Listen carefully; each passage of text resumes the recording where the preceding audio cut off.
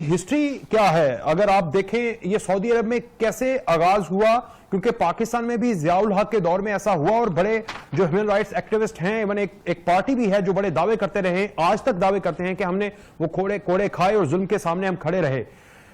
ये Saudi Arabia में कैसे ये आगाज हुआ और आज इसको खत्म किया जा रहा है? सर देखिए वक़ास, सऊदी अरब की जो रियासत है उसकी हकीकत, उसका ओरिजिन ये है कि ये खिलाफत उस्मानिया को तोड़कर ब्रिटिश इंटेलिजेंस ने लॉरेंस ऑफ अरेबिया के साथ मिलकर एक अरब रिवोल्ट बिल्ड की थी, अरबों में बगावत करवाई, जिसने खिलाफत उस्मानिया को तोड़ के हिस्से बखरे किया।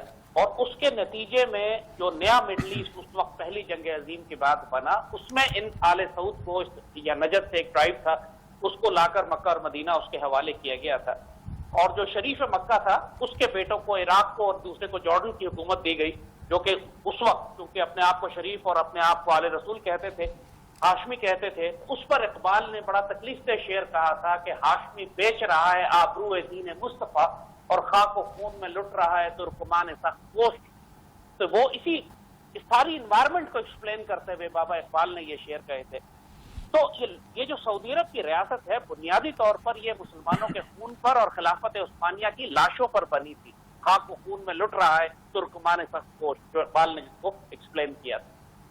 तो इन्होंने खाना काबा पे जब जाहिर है हरमैन पे हिजाज पे जब चीन का सारा इख्तियार हो गया, तो इन्होंने वो टाइटल इख्तियार कर लिया जो पहले तुर्कों का था, खादिमुल हरमैन अश-शरीफैन। ये टाइटल जो था ये तुर्क खुलफा जो थे कई सौ साल से इस्तेमाल कर रहे थे।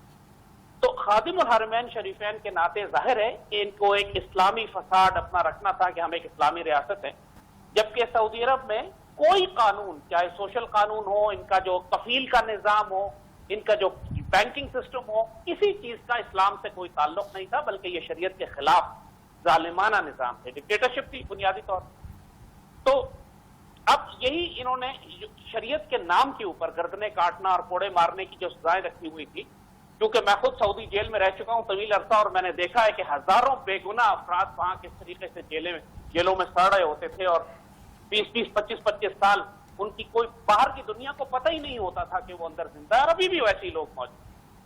तो मगर ये जो अब नई डेवलपमेंट है जिसकी आप बात कर रहे हैं, ये मोहम्मद बिन सलमान ने अभी पिछले दिनों प्रॉमिस किया है पूरी दुनिया के सामने कि चंद साल के अंदर ये सऊदी अरब को यूरोप के मुकाबले पर ले आएंगे। दूसरे लफ्जों में ये वेस्टर्नाइजेशन है, लिबरलाइजेशन। ये पूरे सऊदी अरब में अब नए शहर बनाए जा रहे हैं, जिस तरह नॉर्थ में इसराइल के पास नियोम के नाम से एक शहर बना रहे हैं, जहां पहले ही डिफाइन कर दिया गया है कि ये शरीयत फ्री जोन होंगे, यहाँ पे शरीयत अप्लाई नहीं होगी। और मेनलैंड में पूरे सऊदी अरब की सरजमीन पे नाइट क्लब्स और बार्स और तमाम म्यूजिकल फेस्टिवल्स और दिवाली, और हत्ता के जद्दा में जो कि हरम की हदूद में है, वहां पे हिंदुओं के फेस्टिवल, उनके जो हनुमान, उनके बंदर है या जो उनका हाथी है उसकी पूजा, ये सारा सिलसिला शुरू हो गया है सऊदी अरब। सईदी रसूलुल्लाह सल्लल्लाहु अलैहि वसल्लम ने फरमा दिया था ये बहुत पहले हदीस मुबारका में कि आखिरी वक्त में अरबों की जमात जो है वो मुशरिक हो जाएगी, वो बुत परस्ती दोबारा शुरू कर देंगे, जिसका मफहूम है नहीं। और वही बात कि जो तमाम निशानियां सईदी रसूलुल्लाह ने फरमाई, दीन में ये तो है, दीन में ये तो है कि आप किसी मजहब को रोक नहीं सकते। जो एम्पायर है, स्टेट ऑफ मदीना, अगर आप उसको डिफाइन करें तो उसमें दूसरे मज़ाहब को भी इजाजत थी कि वो अपने मजहबी रसूमात को सही तरीके से सार अंजाम दे सकें। लेकिन एक तवील अरसे के दौरान हमने मोस्टली जो अरब ममालिक हैं उन्होंने वहां पर इजाजत नहीं दी। अगर अब ये दोबारा हो रहा है तो इसको हम नेगेटिव समझ रहे हैं? नहीं, वक़ास दीन को समझने की जरूरत है। ये बात मॉडर्न पॉलिटिकल डिस्कोर्स की नहीं है। इस्लाम में सईदी रसूलुल्लाह ने बहुत वाज़ेह फरमा दिया था कि हिजाज जजीरा नुमा अरब की हदूद से यहूद और नसारा को निकाल देना। यहाँ बुत परस्ती वाहिद चीज है जिसकी मुसलमानों में सईदी रसूलुल्लाह ने खुद खाना काबा को जब फतह मक्का किया तो आपने 360 बुत अपने दस्ते मुबारक से तोड़े। बुत परस्ती दूसरों को दीन की इजाजत देने में नहीं आती।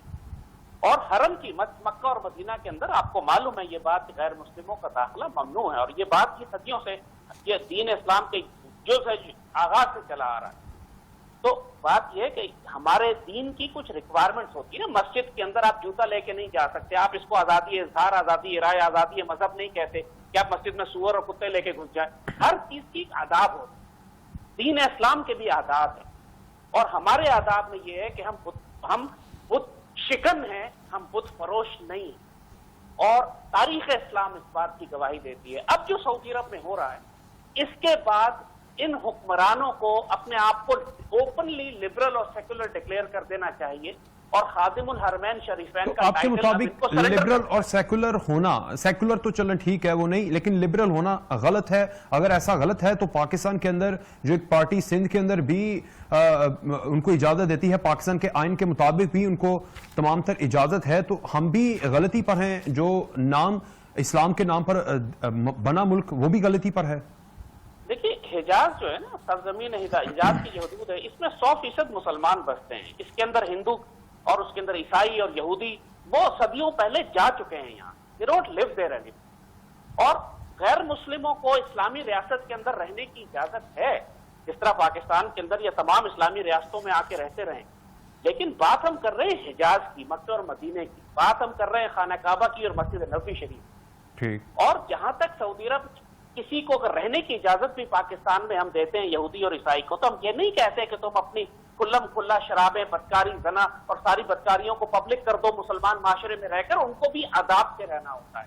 ان کو بھی ایک جو ذمی کے رائٹس ہیں، جو ایک نان مسلم کے رائٹس ہیں، وہ ڈیفائنڈ ہیں شریعت اسلام. تو پھر اسی طرح جب ہمیں پابندیاں لگتی ہیں یورپ کے اندر، یا فرانس اگر برقع نہیں پہننے دیتا تھا تو ہم تو بڑا للچلاتے تھے اور بڑا تڑپتے تھے، پھر وہ بھی ہمارے اوپر ویسی پابندیاں اٹھاتے ہیں کہ آپ بھی سر عام عبادت نہیں کر سکتے، مساجد آپ کی بھی لاؤڈ سپیکر نہیں چلیں گے، وہاں پر نئی اذانیں ہوں گی. انڈیا کے اندر ایسا ہوتا ہے، پھر ہم بڑے غصہ کرتے ہیں. ایسا پھر دوہرا معیار تو پھر ہمیں نظر آتا ہے نا. اچھا، بالکل. بات یہ ہے کہ جب وہ اپنے منہ سے کہتے ہیں کہ ہم سیکولر ہیں اور ہم کسی دین کو فالو نہیں کرتے، ہماری ریاست کا کوئی مذہب نہیں ہے اور ہم نے دین کو ریاست سے سیاست سے الگ کر دیا، جب آپ یہ منہ سے کلیم کرتے ہیں نا، تو پھر آپ کو حق نہیں ہے کہ کسی ایک مذہب کو دوسرے مذہب پر فوقیت دیں، جو کہ یورپ کا حال ہے، جو کہ انڈیا کا حال ہے، جو کہ ہمیشہ سے اپنے آپ کو سیکولر کہتے تھے. لیکن ہم نے کبھی اپنے آپ کو سیکولر نہیں کہا، ہم ہمیشہ سے اسلامی ریاست رہے.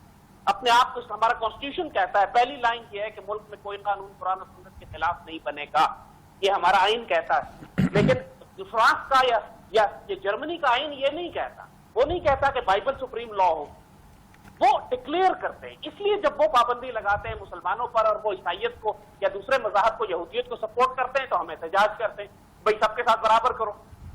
لیکن پاکستان میں ڈکلیئرڈ ہے یہ اسلامی ریاست. یہاں قادیانیوں کو آپ کھلی چھٹی نہیں دیتے اس لیے نا کہ وہ اپنے آپ کو کلیم کریں کہ ہم مسلمان ہیں اور اپنے ساری عبادات اور اپنے مندر اور ٹیمپل بھی بنائے اور اس کو مسجد کا نام دیں. آپ یہ نہیں کرتے، کر سکتے نہیں. کانسٹیٹیوشن میں یہ چیز حرام ہے، اجازت نہیں ہے، قرآن و سنت میں بھی اور آپ کے آئین میں بھی، کیونکہ ہم ڈکلیئرڈ اسلامی ریاست.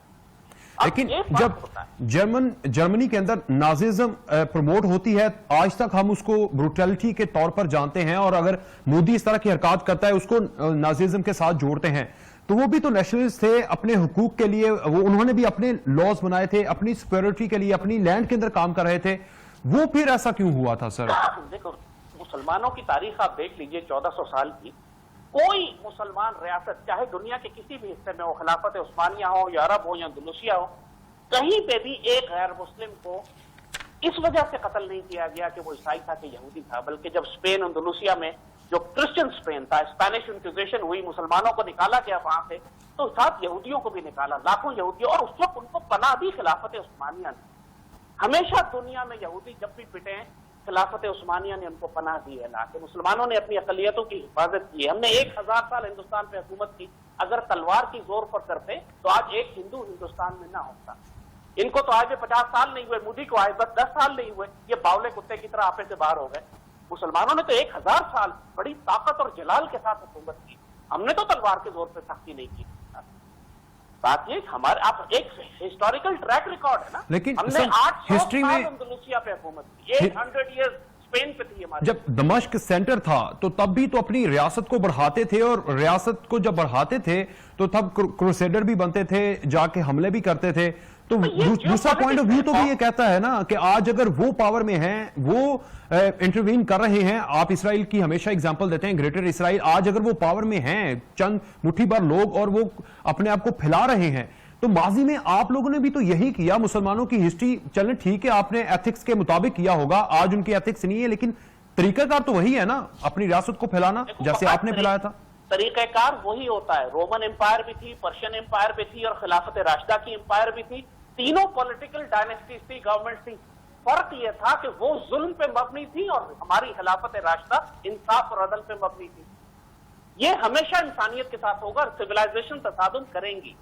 فرق پڑے گا کہ کون ظلم کر رہا ہے انسانوں پہ اور کون عدل کر رہا ہے, انصاف کر رہا ہے. آپ نے حضرت عمر رضی اللہ تعالیٰ عنہ کے دور میں جب مسلمانوں نے بیت المقدس شریف فتح کیا تو آپ کو تاریخ معلوم ہے کہ حضرت عمر اونٹ کے اوپر کبھی بیٹھتے تھے, کبھی زمین پہ پیدل چلتے تھے, اور اس طرح سفر کر کے پہنچے. تو عیسائی راہب نے خود اپنا آپ پورا شہر حوالے کیا, اور سیدنا عمر نے گرجے میں نماز نہیں پڑھی کہ مسلمان اس کو مسجد بنا لیں گے, باہر جا کے پڑھی کہ کہیں تمہارا گرجے کو تکلیف نہ ہو. یہ ہمارا عدل تھا, جس کی وجہ سے اسلام اس وقت پوری دنیا میں پھیل گیا. ہم نے جب عدل ترک کر دیا پھر ہم میں اور کافروں میں کوئی فرق نہ رہ گیا. جیسے اقبال نے کہا کہ یہ وہ مسلمان ہیں جنہیں دیکھ کے شرمائیں یہود. بات عدل کی ہوتی ہے. پولیٹیکل ڈائنیسٹیز ہر دور میں سویلائزیشن تصادم میں رہیں گی. ہمارا فرق یہ ہے کہ ہم صرف اس لیے ممتاز ہیں کہ ہم اللہ اس کے رسول کے قرآن پر عدل کرتے ہیں. عدل نہ کریں پھر ہم میں اور کافروں میں کوئی فرق نہیں. اچھا, بیک ٹو دا ٹاپک سر, جس طرح یہ کوڑے مارنے کی سزا کو ختم کیا گیا, آپ یہ سمجھتے ہیں کہ سلمان جو ان کی ایک ریولوشنائز سوچ ہے یہ اس پرٹیکولر پوائنٹ کے اوپر, اور یہ ٹھیک ہے جس کی ڈیمانڈ کی جا رہی تھی, یا ٹھیک نہیں ہے, یہ پریشر میں یا ویسٹرن ورلڈ کو راضی کرنے کے لیے کیا گیا ہے؟ محمد بن سلمان اس وقت سعودی عرب کے اندر ایک بہت ہی زیادہ خطرناک وجود بن گئے ہیں, خود اپنی ریاست کے لیے, اپنے ملک کے لیے, اپنے خاندان کے لیے اور دین اسلام کے لیے. کیونکہ یہ بالکل ایک سیکولر اور لبرل لڑکا ہے, نوجوان ہے, پوری طرح یہودیوں کی بیکنگ ہے اس کو, اور اپنے خاندان کے اس وقت اس نے کئی سو لوگوں کو جیلوں میں بند کیا ہوا ہے, قتل کر رہا ہے, ان کے پیسے لوٹ رہا ہے. اور کیونکہ اس نے بادشاہ بننا ہے اور اس کی کمپٹیشن ہے شہزادوں میں, اس کے اپنے چچا کے ساتھ جنگ چل رہی ہے, جس نے جو کہ اس کے دادا کا بیٹا یعنی جس کا چچا ایسا کا, اس کے ساتھ اس کی جنگ چل رہی ہے کہ بادشاہ کون بنے گا. تو اس وقت یہ جو کچھ ملک کے اندر کر رہا ہے اس کو امریکن اور یہودی سپورٹ چاہیے اس کے لیے, ورنہ ملک کے اندر اس کے خلاف بڑی بغاوت ہے. تو اس کے لیے وہ سب کچھ کرے گا جو یہودی اس سے کروائیں گے. مسجد نبی کو بند کرنا, خانہ کعبہ کو بند کرنا, اس طریقے سے, کیونکہ اسلام کے مراکز ہیں یہ وہ ہارٹ ہے, قلب ہے اسلام کا, اس کو آپ بند کر دیں تو دین اسلام کی جڑ تباہ ہو جاتی ہے. جو 5 اراکین ہیں آپ انہی کو ختم کر دیں تو اسلام ختم ہو جاتا ہے.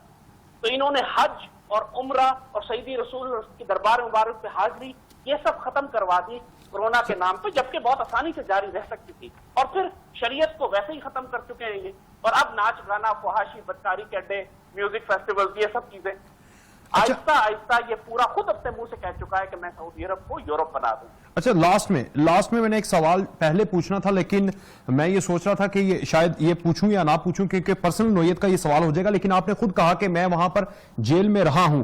2015 میں یہ 1 جولائی 2015 میں ایکسپریس ٹرائبیون کی یہ خبر ہے کہ Zaid Hamid sentence to 8 years and 1000 lashes in Saudi Arabia, اور اس کے بعد 3 اکتوبر 2015 کو ڈان نیوز کے اندر کے آپ کو ریلیز کر دیا گیا. آج بھی آپ کے ساتھ میں پروگرام کرتا ہوں, جب آپ بات کرتے ہیں ایران, سعودی عربیہ کے اوپر, جو نیچے کمنٹس آتے ہیں موسٹلی انڈین لوگوں کے, وہ یہ کہتے ہیں کہ ان کو دوبارہ سعودی عربیہ کے حوالے کر دیا جائے, یعنی کہ زید حامد صاحب کو لگتا ہے ان کو کوڑے نہیں پڑے. کیا سٹوری تھی سر اس کو آج جو ختم کر دی گئی سزا, کیا ہوا تھا آپ کے ساتھ, اگر آپ شیئر کرنا چاہیں تو؟ دیکھیے وقف, یہ جو خبر آپ نے سنائی ہے بذات خود کنٹرڈکٹری ہے. اگر مجھے 8 سال کی سزا ہو گئی ہے تو میں 4 مہینے میں کیسے باہر آ گیا؟ کامن سینس ہے نا, خود سوچئے. صحیح. اور سعودی عرب کی جو سسٹم کو جانتا ہے وہ یہ جانتا ہے کہ یہاں پہ 4 مہینے یہ سب جھوٹ تھا, یہ سب جھوٹ تھا, یعنی آپ کو کوئی سزا نہیں ہوئی تھی, وہاں پر نہیں, وہاں پہ صرف مجھ سے انہوں نے انویسٹیگیشنز کی, انکوائری کی, سوال جواب کیا, نیگوشیٹ کرنے کی کوشش کی. اس بات کیونکہ ظاہر ہے ان کو غصہ اس بات پہ تھا کہ میں نے پاک فوج کو یمن بھیجنے سے روکا تھا جی, اور ظاہر ہے دیور اینگری, وہ چاہتے تھے پاکستانی فوج یمن کی جنگ میں ان کے ساتھ شامل ہو, میں نے روکا تھا. اس بات کی ناراضگی تھی. یعنی آپ کو کوئی کوڑے نہیں پڑے تھے, آپ کو کوئی کوڑے نہیں, ظاہر ہے کوئی کنوکشن نہیں تھی, کوئی ٹرائل نہیں ہوا, کوئی مقدمہ ہی نہیں چلا, تو کوڑے کس بات پہ پڑنے. اور پھر وہی بات کی خبر کوڑے کی جو ہے وہ 8 سال کی قید کے ساتھ وابستہ ہے نا, 8 سال کی قید اور 1000 کوڑے, تو 8 سال کی قید بھی جھوٹی ہے, کوڑوں کا کیا سوال تھا. لیکن ساتھ یہ بھی خبر تھی ریومرز کے پریشرائز کر کے وہاں پر ہمارا جو دفتر ہے, دفتر خارجہ سے پریشر ڈالا گیا, اس وجہ سے آپ کو ریلیز کروایا گیا. کوئی عام بندہ ہوتا تو اس کو ہوتی, کیونکہ آپ بولتے تھے کافی زیادہ. اس وقت نواز شریف کی حکومت جی, اور نواز شریف میری جان کا دشمن تھا. تو لہٰذا یہ سوال کہ وزیر خارجہ نے مجھے رہا کروایا، یہ تو حماقت، جہالت، جس سے جو آدمی کچھ جانتا ہی نہیں ایسی بکواس خرافات کرے گا. انڈین سشما سوراج جو مر گئی جہنم میں گئی، وہ پہنچ گئی تھی اپنے ڈیلیگیشن کے ساتھ سعودی عرب کے، یہ بندہ ہمارے حوالے کرتے ہیں. اس سے اندازہ کریں کہ دشمن کے قدر اس وقت اس موقع کا فائدہ اٹھانا چاہتے ہیں. اللہ کا کرم اور احسان ہوا، ایک جارڈینین تھنک ٹینک ہے، وہ جارڈن میں وہ 500 موسٹ انفلوئنشل مسلمز کی لسٹ نکالتا ہے، اس نے پبلش کی ہے کوئی انسائیڈ رپورٹ. اس کو پتا تھا کوئی بیک چینل ڈپلومیسی کیا ہوئی ہے. اس نے لکھا ہے کہ he was release by the aggressive intervention of Pakistan army. اس وقت جنرل راحیل اور جنرل رضوان کا دور تھا. امید ہے انہوں نے کچھ کیا ہوگا، کیونکہ ورنہ اس کے بغیر تو رہائی ممکن نہیں ہوتی. ٹھیک، بہت شکریہ.